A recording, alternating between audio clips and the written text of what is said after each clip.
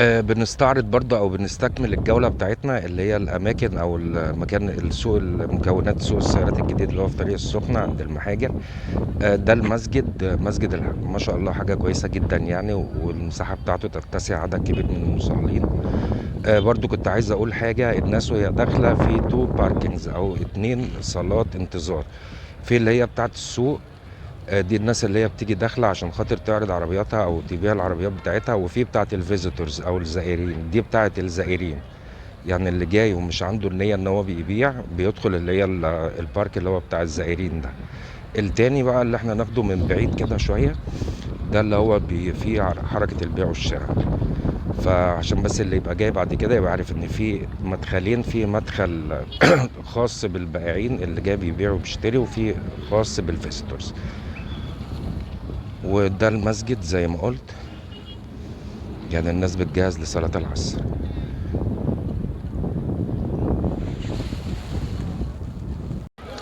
دي برضو على حسب انا بتخيل، يعني دي كده شيل اوت اوتو سيرفيس، يعني دي كده هيبقى في مراكز فحص يعني، فدي حاجة ممتازة.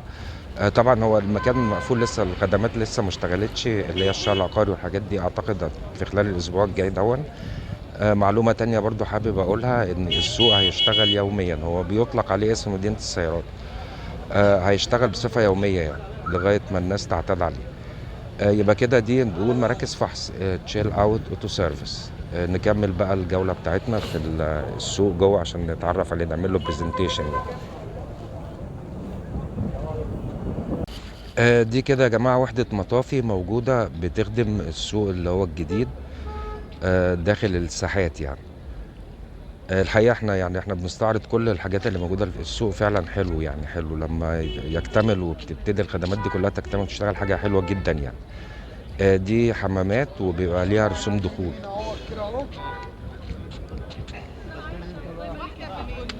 بس المهم بقى ان احنا نحافظ على على الحاجات دي. اه شفتك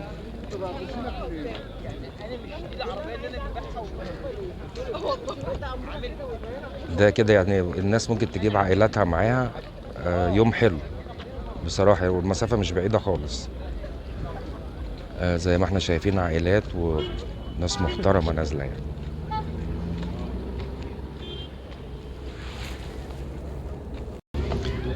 دي منطقة الكافيتريات أو كافي شوب.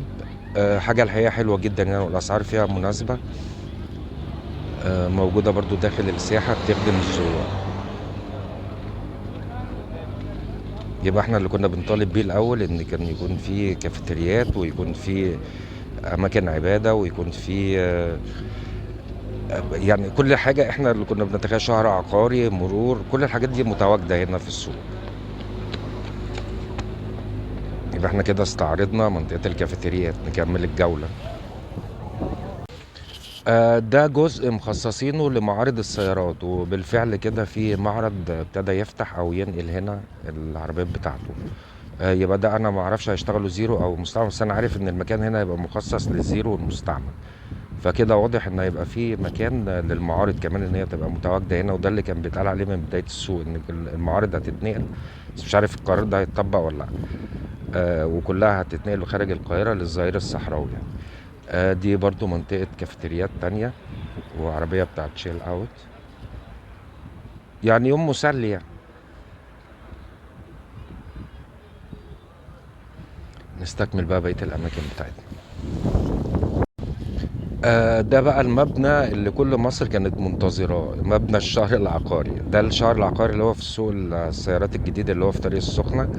والمبنى ده بعد ما بيكتمل هنا السوق ان شاء الله، ده هيشتغل بصفة يومية، ده هيكون بديل للشهر العقاري اللي كان في مدينة نصر الأول. فده هيحل محله. مبنى كبير جدا الحقيقة، مختلف تماما عن المبنى اللي احنا كان في دماغنا عن الشهر العقاري اللي هو بتاع سوق السيارات القديم. حاجة مبنى نموذجي، حاجة هتبقى الخدمات فيه جيدة جدا يعني. هيبقى فيه برضو وحدة مرور، وفي استعلام أمني. الاستعلام الأمني ده اللي أنا دايما بقول عليه على نفس القدر من الأهمية بتاع الاستعلام أو سوري الفحص بتاع العربية. زي ما بتفحص، ايه الفايدة ان انا اجيب عربية سليمة وهي بتطلع في الاخر مسروقة؟ ابقى انا دفعت الفلوس بتاعت الفحص من جيبي على الفاضي، ودفعت خسرت فلوسي. فقبل ما تدفع تعريفة انت هنا في سوق السيارات خلاص تطلع على المرور تعمل استعلام امني عن العربية وعن صاحبها. بيدوا لك ورقة فيها ان السيارة غير مبلغ بسرقتها وان صاحبها ليس عليه احكام قضائية، بتكمل بقى. لكن غير كده الايام اللي فاتت دي انا بس مش عايز اطول، كان يمكن انتم متابعينها على الجروب يعني. يبقى ده كده الشهر العقاري بتاع سوق السيارات الجديد. دي ساحة تانية برضو من الساحات الكتير اللي داخل السوق. دي يمكن حتى النهاردة الكثافة اللي جت الساحة دي كلها فاضية خالص.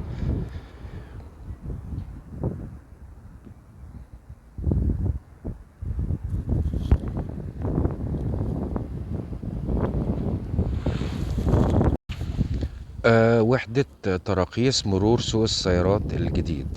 احنا زي ما قلنا ان السوق هيكون فيه شهر عقاري، هيكون فيه مرور، هيكون فيه كل الخدمات المعاونة لمجال السيارات في مصر. فدي وحدة تراخيص مرور سوق السيارات، قدامها مساحة كبيرة جدا زي ما احنا شايفين.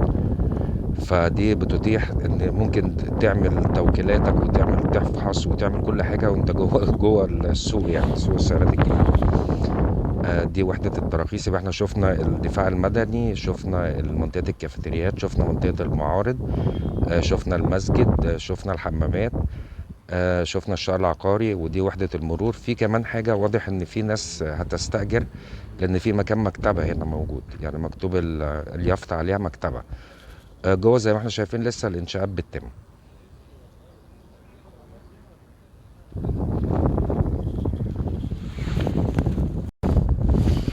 يمكن من المكان الجميل ده هختتم الجولة التعريفية بسوق السيارات الجديد في طريق المحاجر، طريق العين السخنة. الحقيقة عفوا، الحقيقة زي ما قلت في بداية الجولة بتاعتنا،